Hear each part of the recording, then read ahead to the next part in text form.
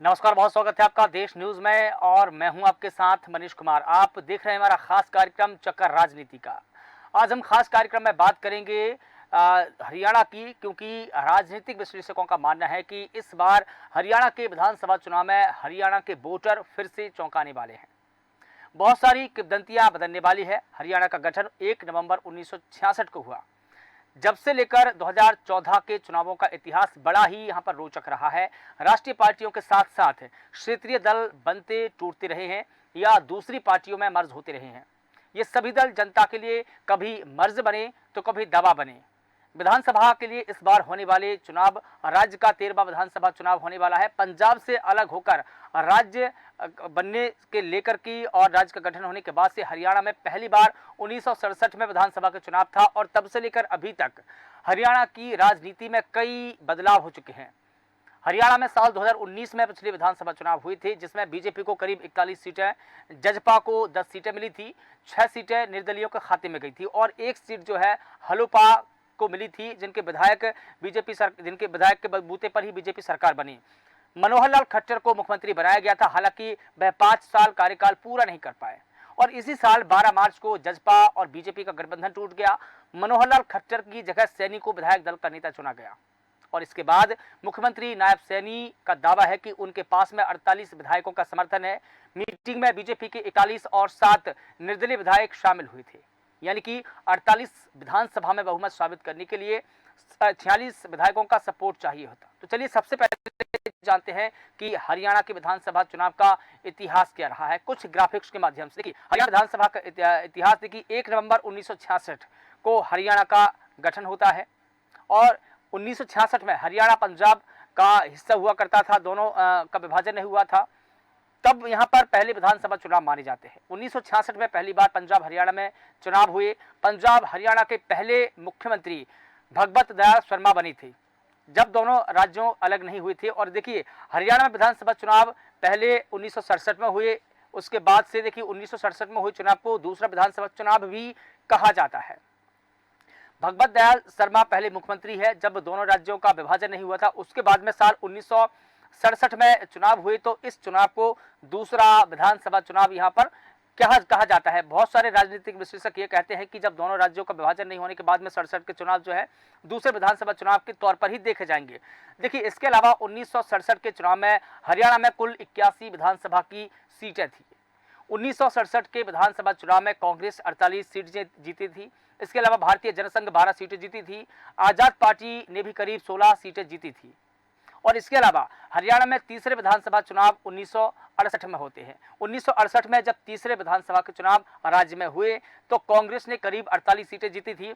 हरियाणा विशाल party ने 16 सीटें जीती थी। इसके अलावा भारतीय जनसंघ ने 7 सीटें जीती थी। इसके अलावा देखिए, चौथा जो विधानसभा चुनाव होता है हरियाणा में वो साल 1972 के करीब माना जाता है। साल 1972 में हरियाणा में चौथी दफा विधानसभा के चुनाव हुए। और देखिए, चौथी बार जब हरियाणा में विधानसभा के चुनाव हुए तो कांग्रेस पार्टी ने 52 यानी कि 52 सीटें जीती थी। इसके अलावा इंडियन नेशनल कांग्रेस ऑर्गेनाइजेशन ने करीब 12 सीटें वहां पर जीती थी। इसके अलावा हरियाणा में 5वें जब विधानसभा के चुनाव होते हैं वो साल था 1977 का। साल 1977 में जब वहां पर चुनाव हुए तो जनता दल ने करीब 75 सीटें जीती थी। विशाल हरियाणा पार्टी ने 5 और कांग्रेस पार्टी ने भी 5-5 सीटें जीती थी। इसके अलावा देखिए, जब हरियाणा में 6वें विधानसभा के चुनाव हुए, साल 1982 था जब हरियाणा में 6वें विधानसभा के चुनाव चल रहे थे। 1982 में कांग्रेस पार्टी की अगर बात की जाए तो कांग्रेस पार्टी ने 1982 में करीब 36 सीटों पर जीत हासिल की थी। इसके अलावा लोकदल ने करीब 31 सीटें जीती थी।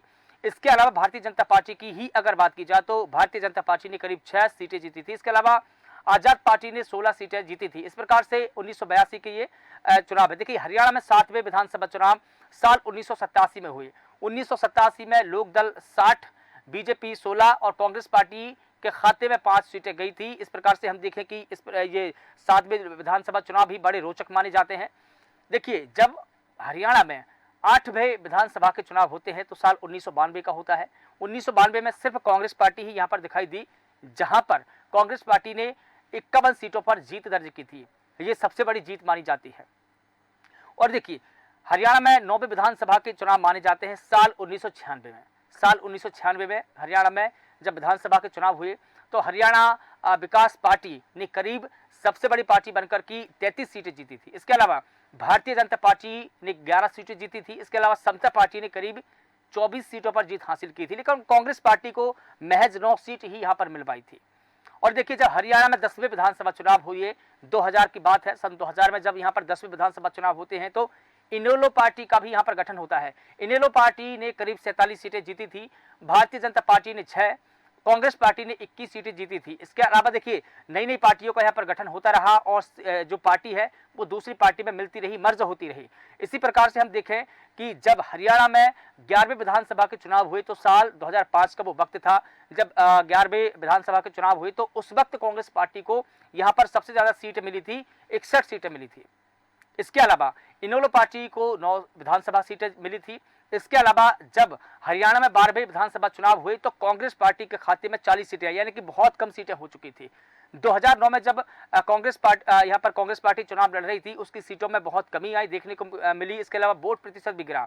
इनेलो पार्टी 31 सीटें जीती। इसके अलावा भारतीय जनता पार्टी ने 4 सीटें जीती थी। लेकिन जब हरियाणा में 13वें विधानसभा चुनाव हुए, 2014 की बात है, जब 2014 में भारतीय जनता पार्टी सबसे बड़ी पार्टी बनकर यहाँ पर उभरी, 47 सीटें भारतीय जनता पार्टी ने जीती थी। इसके अलावा इनेलो पार्टी की अगर बात की जाए तो इनेलो पार्टी ने 19 सीटें जीती थी। इसके अलावा कांग्रेस पार्टी 15 सीटों पर सिमट गई थी। सबसे कम सीटें कांग्रेस की इसी वक्त मानी जाती है। और देखिए, हरियाणा में 14वें विधानसभा चुनाव साल 2019 में हुए, जब 19 में बीजेपी अपनी पुरानी जीत को बरकरार रखती है और बीजेपी के खाते में 40 सीटें जाती है। कांग्रेस पार्टी ने पिछला प्रदर्शन दोहराया यहाँ पर और देखिए 31 सीटें कांग्रेस के खाते में गई, लेकिन जेजेपी को 10 सीटें मिली थी। इसके अलावा इनेलो पार्टी को 1 सीटें मिली, हलूपा हरियाणा जो लोक पार्टी है उसको भी 1 सीटें मिली। इसके अलावा आजाद पार्टी को भी 1 सीटें मिली। ये जो तमाम आंकड़े हैं ये हरियाणा के अभी तक के विधानसभा चुनाव का इतिहास है। देखिए, हरियाणा में 2024 में अब जो विधानसभा चुनाव होने वाले हैं वो 15वें विधानसभा चुनाव होंगे।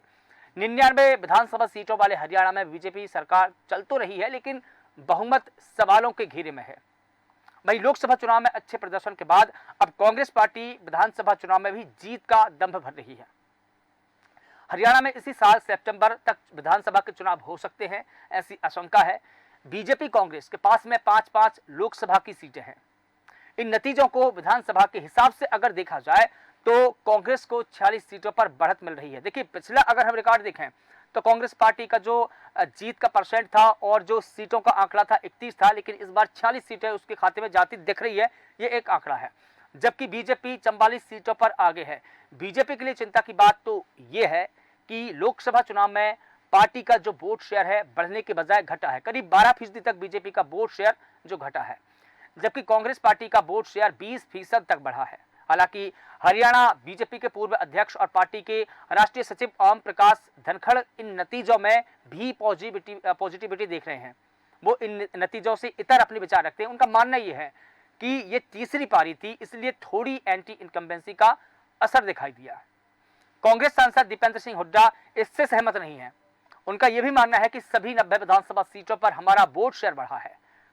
प्रदेश की जनता अब बदलाव चाहती है। तो चलिए सबसे पहले अब जानते हैं कि लोकसभा चुनाव के नतीजे क्या रहे हैं। हाल ही में हरियाणा में लोकसभा चुनाव संपन्न हुए हैं, कुछ ग्राफिक्स के माध्यम से हम जानेंगे। देखिए, लोकसभा 2024 की अगर बात की जाए तो कांग्रेस पार्टी ने यहाँ पर 5 लोकसभा की सीटें जीती है और महज यही आंकड़ा जो है भारतीय जनता पार्टी को भी यहाँ पर देखने को मिला है, यानी कि 5-5 सीटों पर ही दोनों पार्टियों ने जीत दर्ज की। यानी कि कांग्रेस पार्टी ने अगर 5 सीटों पर जीत दर्ज की तो वहीं बीजेपी ने भी 5 ही सीटों पर जीत दर्ज की है। ये 10 लोकसभा सीटों का हम आंकड़ा देखें। लेकिन देखिए, 2019 की ही अगर बात की जाए तो बीजेपी ने सभी 10 लोकसभा सीटों पर जीत दर्ज की थी। ये आंकड़ा जो हम बता रहे हैं ये 2019 का है, जब बीजेपी ने यहाँ पर सभी लोकसभा सीटों पर यानी कि 10 ही लोकसभा सीटों पर यहाँ पर जीत दर्ज की। कांग्रेस का खाता भी नहीं खुल पाया था। 2019 का जो आंकड़ा कहता है कि कांग्रेस पार्टी के खाते में एक भी सीट नहीं गई थी, कांग्रेस के हाथ खाली रहे 2019 में। तो ये 2019 का लोकसभा चुनाव से अगर 2024 के लोकसभा चुनाव को समानांतर देखा जाए तो कांग्रेस पार्टी का जो प्रदर्शन है 2024 में अच्छा रहा है। देखिए, 2019 में कांग्रेस पार्टी के कई दिग्गज नेता ऐसे थे जो चुनाव हार गए थे। और देखिए, हरियाणा के कुछ राजनीतिक दल की भी अगर बात की जाए तो इंडियन नेशनल कांग्रेस यहाँ का प्रमुख पार्टी है। भारतीय जनता पार्टी भी यहाँ की एक प्रमुख पार्टी है, सबसे बड़ी पार्टी जो अभी फिलहाल सत्ता में है। इसके अलावा भारतीय राष्ट्रीय लोक दल भी यहाँ पर है जो फिलहाल सत्ता से दूर है, लेकिन वो भी यहाँ पर अब विधानसभा चुनाव लड़ेगा। लेकिन हरियाणा में देखिए, अगर चुनावों की वोटरों की बात की जाए, चुनाव में वोटरों की, तो हरियाणा में देखिए कुल 1,63,03,742 जो है मतदाता है। सामान्य विधानसभा सीट यहाँ पर 73 है, तो अनुसूचित जाति के लिए यहाँ पर 17 सीटें आरक्षित है। जैसा कि आप देख पा रहे हैं कि एससी कैटेगरी के लिए 17 सीटें यहाँ पर विधानसभा में आरक्षित की गई है। इसके अलावा लोकसभा चुनाव में अगर मतदाताओं की संख्या देखी जाए तो लोकसभा चुनाव के दौरान में हरियाणा में कुल बता दें कि 2 करोड़ से अधिक यहाँ पर वोटर थे। देखिए यहाँ पर वोटरों की संख्या भी है। पिछले विधानसभा चुनाव की अगर बात की जाए तो इस बार का जो आंकड़ा है कुछ इतर है। देखिए यहाँ पर लोकसभा चुनाव के दौरान में हरियाणा में कुल 2 करोड़ से ज्यादा वोटर्स माने जाते हैं।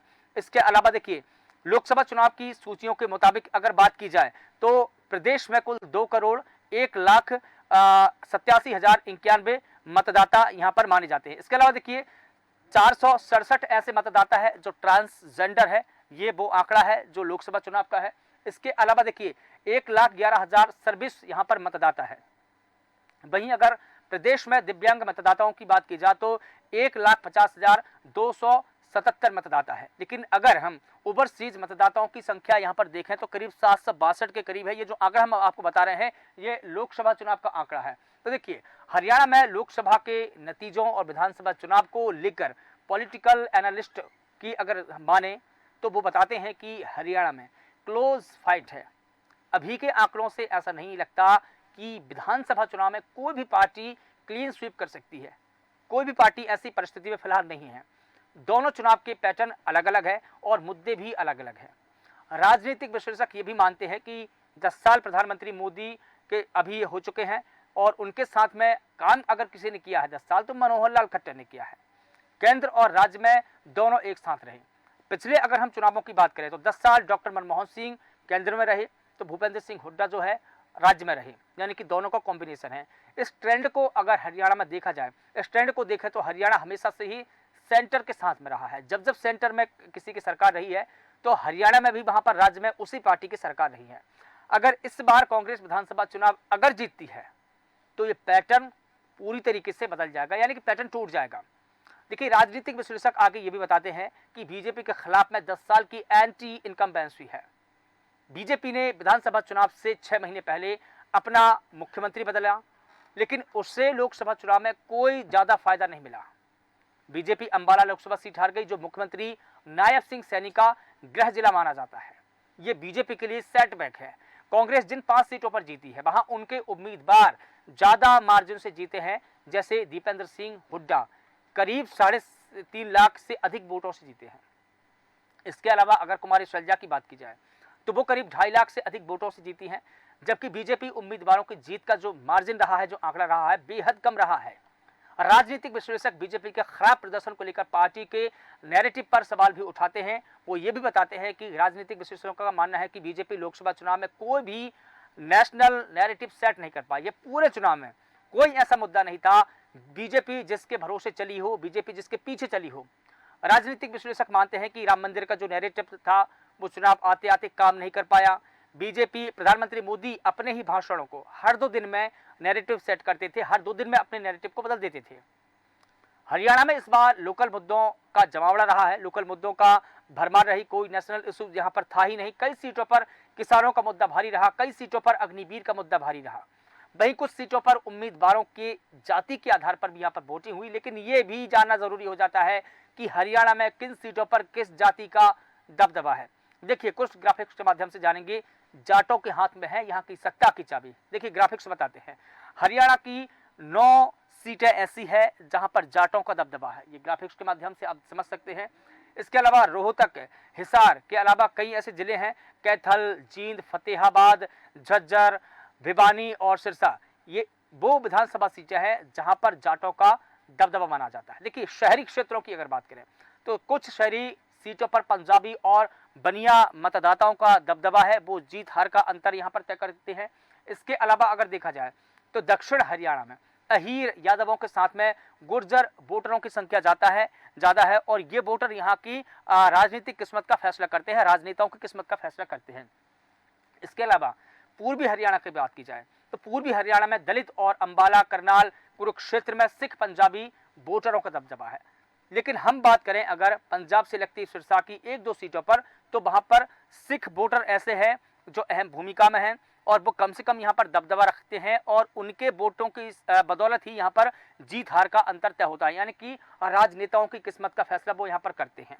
अब देखिए, विधानसभा की कुल सीटें 90 हैं, 2 इस्तीफे के बाद में यहाँ पर 88 सीटों की संख्या बचती है। बहुमत के लिए 45 सीटें चाहिए। बीजेपी के पास में 40 सीटें हैं, कांग्रेस की कहती है कि हमारे पास में 30 सीटें हैं, इसके अलावा जेजेपी कहती है कि हमारे पास में 10 विधायक है। इसके अलावा हरियाणा लोक हित पार्टी के पास में 1 विधायक है, इसके अलावा इंडियन नेशनल लोक दल के पास में 1 विधायक है और 6 विधायक ऐसे हैं जो निर्दलीय है, किसी भी दल के साथ में नहीं है। तो ये जो आंकड़ा था, ये अभी तक के विधानसभा चुनाव की बात करें तो उसका आंकड़ा था कि अभी किस विधानसभा सीट पर कौन सी पार्टी का यहाँ पर दबदबा। लेकिन देखिए, तो चलिए अब बात करेंगे पॉलिटिकल पार्टियों की। हरियाणा के पूर्व मुख्यमंत्री भूपेंद्र सिंह हुड्डा के बेटे और 5वीं बार के सांसद दीपेंद्र सिंह हुड्डा लोकसभा चुनाव में 5 सीटों पर जीत और प्रदेश में इंडिया ब्लॉक के 47.6% वोट शेयर से बेहद खुश नजर आए हैं। इंडिया ब्लॉक को प्रदेश में बीजेपी से 2% अधिक वोट मिले हैं। हालांकि दीपेंद्र और ओपी धनखड़ की बातों से सहमत नहीं है। उन दोनों की बातों को अगर देखा जाए तो वो कहते हैं कि ये जरूरी नहीं है कि केंद्र में जिसकी सरकार रही, हरियाणा में भी उसी की सरकार बने। ये जो ट्रेंड था पिछले विधानसभा चुनाव में ही टूट चुका है। 2019 के विधानसभा चुनाव में बीजेपी को 40 सीटें मिली थी, जो बहुमत से 6 सीटें कम थी। तब उन्होंने दुष्यंत चौटाला की पार्टी ने समर्थन दिया है, जो बीजेपी के ही खिलाफ में चुनाव लड़े थे। दीपेंद्र हुड्डा कहते हैं कि पिछली बार हमें 28%, बीजेपी को 58% वोट शेयर मिले थे। हमारे बीच में 30% वोट शेयर का गैप था। हम इस बार इसे कवर करके बीजेपी से 2% आगे पहुंच चुके हैं। हमें 20% वोट का फायदा हुआ है। सभी 10 लोकसभा सीटों पर कांग्रेस का वोट शेयर बढ़ा है और बीजेपी का वोट शेयर गिरा है। राज्य में कांग्रेस में प्रचंड बहुमत सरकार बनाने का दावा भी कर रही है। कांग्रेस का यह भी मानना है कि इस बार के जो विधानसभा चुनाव होने हैं उसमें कांग्रेस पार्टी की सरकार बनेगी। दीपेंद्र हुड्डा ने यह भी बताया कि पिछले 10 साल से जब केंद्र में मोदी की सरकार है, बीजेपी का प्रदर्शन केंद्र और राज्य में अलग अलग होता है। देखिए, 2019 में दिल्ली की सभी 7 लोकसभा सीटों पर बीजेपी ने जीत दर्ज की, लेकिन 1.5 साल बाद ही दिल्ली विधानसभा में आम आदमी पार्टी ने पूरी सीटों पर जीत दर्ज की। केवल 3 सीट ऐसी थी जो आम आदमी पार्टी ने वहां पर छोड़ी थी। वो आगे ये भी बताते हैं कि हरियाणा में भी 2019 में सभी 10 सीटों पर बीजेपी ने जीत हासिल की। तब करीब 80 विधानसभा सेगमेंट से बीजेपी को बढ़त मिली। कांग्रेस को सिर्फ 10 सीटों पर ही बढ़त मिली थी। 3 महीने बाद ही जब विधानसभा के चुनाव हुए तो कांग्रेस पार्टी को 31 सीटें मिली और बीजेपी को 40 सीटें मिली। दीपेंद्र हुड्डा ने यह भी बताया कि हरियाणा में 2019 के विधानसभा चुनाव में बहुमत न मिलने पर बीजेपी ने यह भी कहा था कि लोकसभा चुनाव में हमारे पास में प्रधानमंत्री मोदी का चेहरा था, राज्य में उनके मुकाबले का चेहरा नहीं है। बीजेपी जिन्हें ब्रह्मास्त्र मानकर चल रही थी, हरियाणा में तो इस बार वो ब्रह्मास्त्र फैल हो गया।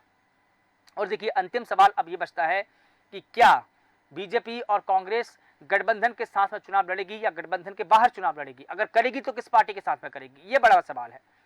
बीजेपी ने 2019 में जेजेपी के साथ मिलकर ही हरियाणा में दूसरी बार सरकार बनाई थी। तब ओम प्रकाश चौटाला की पार्टी इनेलो से टूटकर बनी जेजेपी ने 10 विधानसभा सीटों पर जीत दर्ज की थी। और इस लोकसभा चुनाव में दोनों ही पार्टियों का प्रदर्शन है निराशाजनक रहा है। इनेलो को करीब 1.74% वोट मिला तो जेजेपी को 0.87% वोट हासिल हुए। अब विधानसभा चुनाव में क्या बीजेपी गठबंधन का चुनाव लड़ेगी? इसके जवाब में ओपी धनखड़ बताते हैं कि जरा देश की जरूरतों के मुताबिक हम उस वक्त जेजेपी के साथ थे और इस बार बीजेपी अपने ही भरोसों पर चुनाव में जा रही है। हमें पूरा भरोसा है कि हरियाणा में तीसरी बार बीजेपी की सरकार बनने जा रही है। कांग्रेस के सामने भी गठबंधन की चुनौती होगी। लेकिन देखिए, दीपेंद्र हुड्डा इसको लेकर बताते हैं कि लोकसभा चुनाव में कांग्रेस और आम आदमी पार्टी का राष्ट्रीय स्तर पर गठबंधन था, लिहाजा हमने हरियाणा में 1 सीट देकर गठबंधन का धर्म निभाया है। अब प्रदेश स्तर पर किसी से गठबंधन नहीं है, कोई गठबंधन नहीं होगा। कांग्रेस सभी 90 सीटों पर विधानसभा चुनाव लड़ने में सक्षम है। इसके जवाब में देखिए, जब राजनीतिक विश्लेषकों से सवाल पूछा गया तो उन्होंने बताया कि लोकसभा चुनाव ने साबित कर दिया है कि इस देश में अभी सिर्फ 2 ही तरह के वोटर हैं। एक मोदी के साथ वोटर वाला है और दूसरा वोटर ऐसा है जो विपक्ष के पास में है। यानी कि 2 तरह के ये पैटर्न बने हैं देश में और 2 तरह के वोटरों का पैटर्न अब जुदा होता जा रहा है। लेकिन ये दोनों तरह के वोटर का पैटर्न है। अब तीसरा कोई पैटर्न बनेगा, इसके जवाब में अगर हम राजनीतिक विश्लेषकों की टिप्पणी देखें तो वो ये बताते हैं कि कोई ऐसा पैटर्न नहीं बनेगा, सिर्फ 2 ही पैटर्न पर यहाँ पर चुनाव होंगे। हरियाणा की बात करें तो कांग्रेस पार्टी के पास में 2 स्ट्रॉन्ग वोट बैंक है। पहला है जाट और दूसरा है दलित। पिछले 17 साल से कांग्रेस का प्रदेश अध्यक्ष ही दलित है। 2004 में भूपेंद्र सिंह हुड्डा के सीएम बनने के बाद से जाट वोट बैंक भी कांग्रेस के खाते में आया, उनके साथ आया। और देखिए, राजनीतिक विश्लेषक ये भी बताते हैं कि इनेलो और जेजेपी का जो जनाधार है हमेशा जाट वोट रहा है, लेकिन इस बार पूरा जाट वोट कांग्रेस को ट्रांसफर हो गया है। किसानों का मुद्दा जेजेपी का भारी पड़ा। और अब देखने में ये वाली बात होगी कि पार्टी ऐसे में जब विधानसभा चुनाव के मुहाने पर राज्य खड़ा है तो दोनों पार्टियां खुद को कैसे प्ले कर सकती हैं, क्योंकि अभी दोनों पार्टियों के पास में फिलहाल चुनौती होगी। क्योंकि बीजेपी तीसरी और चौथी बार जब सत्ता हासिल करने की कोशिश करेगी तो कांग्रेस पार्टी की यह कोशिश होगी कि वो फिर से 10 साल का 15 साल का जो वनवास है वो कैसे दूर करे। क्योंकि जिस प्रकार से हमने दोनों पार्टियों का जो प्रदर्शन है लोकसभा चुनाव में देखा कि बीजेपी का 12% जब वोट शेयर घटा है तो कांग्रेस पार्टी का वोट शेयर बढ़ा है। ऐसे में कांग्रेस पार्टी के पास में राह आसान तो नहीं है, लेकिन एक खुशी की बात यह हो सकती है, कांग्रेस पार्टी खुश इस बात से हो सकती है कि लोकसभा चुनाव में उनके पास में 5 सांसद जरूर है। क्योंकि 2019 में कांग्रेस के पास में एक भी सांसद नहीं था, जबकि 10 सीटों पर ही बीजेपी ने जीत दर्ज की थी। इस लिहाज से अगर देखा जाए तो दोनों ही पार्टियों के सामने चुनौती बड़ी है। और अब राज्य देखिए विधानसभा चुनाव के मुहाने पर खड़ा है। सितंबर में विधानसभा चुनाव होने हैं। अब देखना होगा कि हरियाणा की सत्ता पर कौन काबिज होगा। इसी के साथ फिलहाल देश न्यूज के खास कार्यक्रम चक्कर राजनीति का मैं बस इतना ही। कल फिर किसी मुद्दे पर होगी मुलाकात। तब तक देखते रहिए देश न्यूज और मुझे दीजिए इजाजत। नमस्कार।